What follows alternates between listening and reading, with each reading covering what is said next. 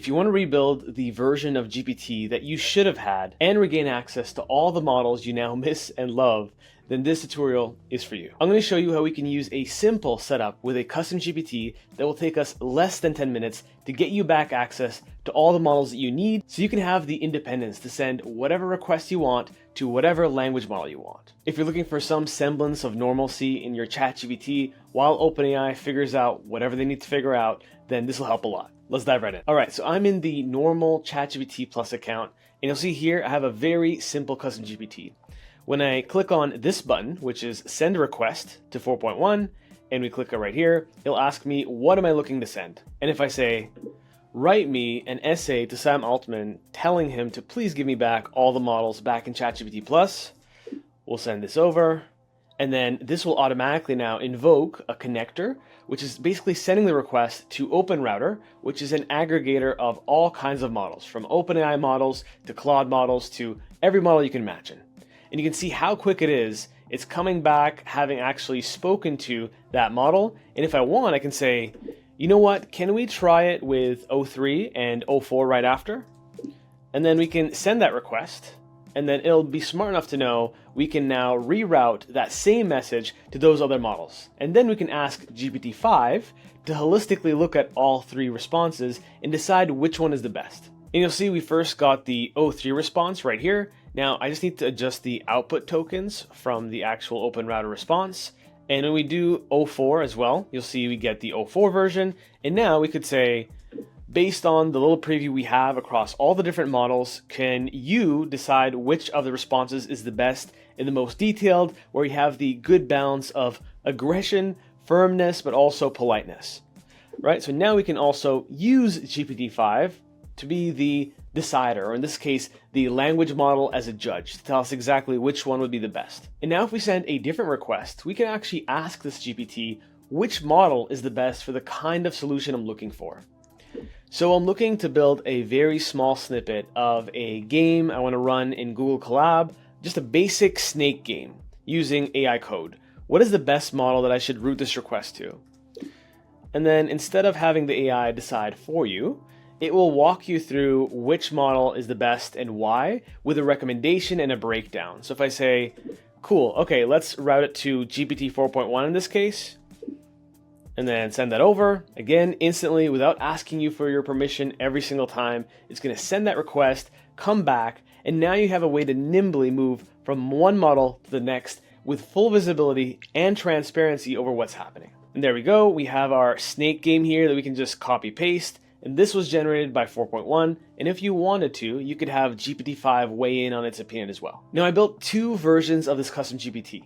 For this first one, I'm going to walk you through what the prompt looks like, as well as what we'd have to do to set it up with the custom instruction, which I've made as easy as possible. And after that, I'm going to show you a version that can use Claude, Gemini, and OpenAI all at once. So you can literally bring the copy of Claude as well as the intelligence of Gemini and use whatever you want to use OpenAI for all in one spot. So I'm not going to walk through the full prompt word by word, but in general, it starts off by saying, you are ModelRouter, an intelligent AI assistant that dynamically selects the optimal OpenAI model for each task based on complexity, requirements, and cost considerations. You have access to OpenRouter API for the different models, and then I go through critical. You must use this function called generate completion that I'll show you what that looks like in the custom GPT very shortly. And then we give it some criteria. So in this case, I had OpenAI do some deep research on what every single model is best at. Also, in terms of costs, you can ask the question, what is the best balance for this request based on the type of model as well as the tier of the model? And then it will be able to help you with each one. And it will also allow you to understand when it makes the most sense between using a reasoning model, which is something like the O3 or O4 series, or a normal GPT model that is a non-reasoning model. So, and a good example of that is the GPT 4.1, 4.5 series as well. And this is the logic that I'm giving it to actually assess the complexity. So if it's a complex request, then maybe you should use O3 with high effort. If it's medium, then maybe O3 mini or 4.1. And this is something that you can completely change because I'm going to make this as well as the custom schema available to you in the first link in the description below. And moving on, we just go through token optimization, what the goal is, how to route the request. So walking through the process. So first explain which model you're selecting and why. if you're not actually telling it which model to use, then immediately invoke the same function to actually send the request. And in this case, if it cuts off, this is the variable we need to adjust, which is max tokens. And at the very end, we end off by saying, always explain your model selection briefly before executing the request, focus on delivering optimal results. And then when I say I send a request to X model, ask me what I'd like to request before I send it. Because initially, while building this custom GPT, sometimes I would just say send this request to 4.1, and it would physically say I'm send this request to 4.1 to 4.1. So it was a bit confusing. This really makes sure that it asks you what you want to send before it actually sends it. And that's step 1 of 2. And lucky for you, all you have to do is just copy paste the prompt, and then I'll show you where we can copy paste this schema to enable that action. So in here, I'm not going to walk through the code so I don't scare you, but the main things you want to know is this is where it's referencing OpenRouter, the actual OpenRouter server. And if we go down, if you want to change the models at your disposal, this is where you change the specific name of the model. And if you want to know how to actually name that model, when you go to something like OpenRouter, there we go, and let's go to models, and you'll see here, this allows you to copy paste the physical model IDs. So if I wanted to add OpenAI GPT chat, I could just go paste this in here, right? And then ideally you'd have an AI help you just adjust the JSON. I'll just do a hard enter and a tab, add a little quote thing here and another one here. And then if you want to add one, you'd have to add a comma after the last one. And then technically, I've now added this new LLM at my disposal. So you can imagine this is how we can start to interact and allow us to use different models for different use cases. And like I promised, you can set this up in under 10 minutes. And all you'd have to do is step 1, go and create a brand new custom GPT. Step 2, name it whatever you want. So you can call this bring my models back and then exclamation mark. And then instructions is literally what I'm giving you here.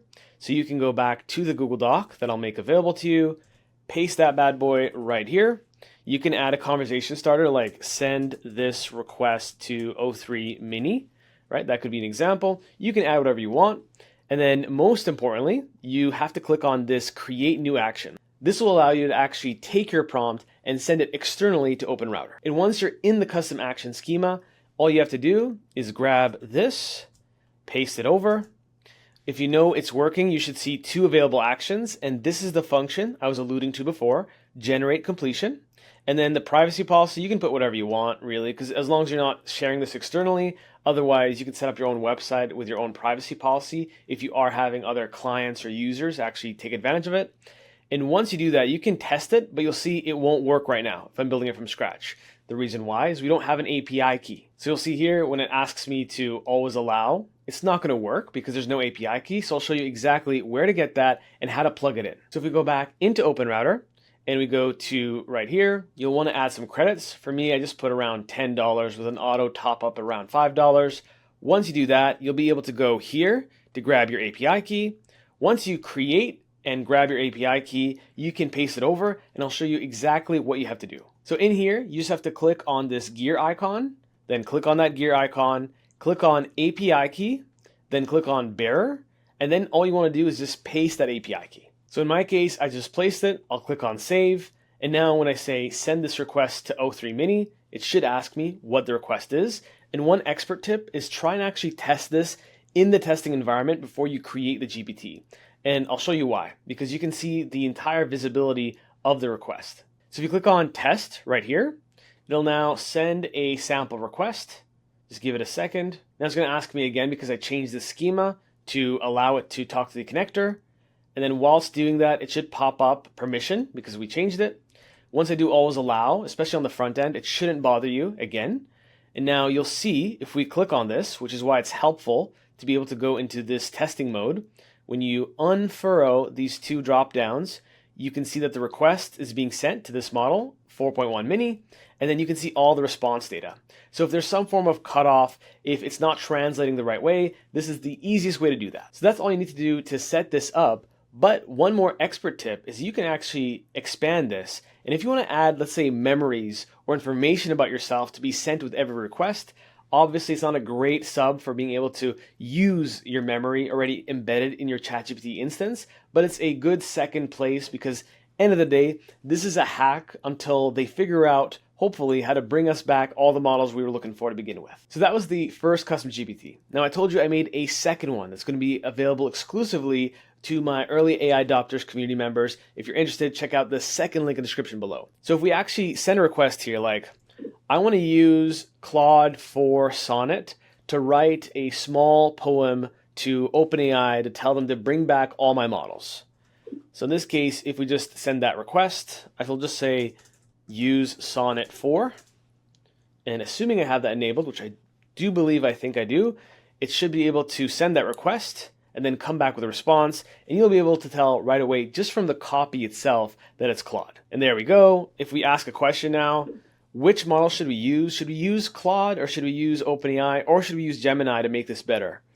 Right? Depending on how you train it, which in my case, again, I did some deep research on all the models based on what I'm looking for to tell me what to use. In this case, it's telling me each one the advantage. So now we don't just have GPT-5 choosing from all the OpenAI models behind a curtain. You can have your own version that uses GPT models, also Claude models, as well as Gemini models. In terms of putting this together, it's the exact same process. I just made a different prompt and a different custom schema calling different models. And that's pretty much it. So if you're looking for the first version, again, all the assets for free, first link in the description. If you're looking for the second one, then check out the second link in the description below, and maybe I'll see you in my exclusive community. I'll see you in the next one.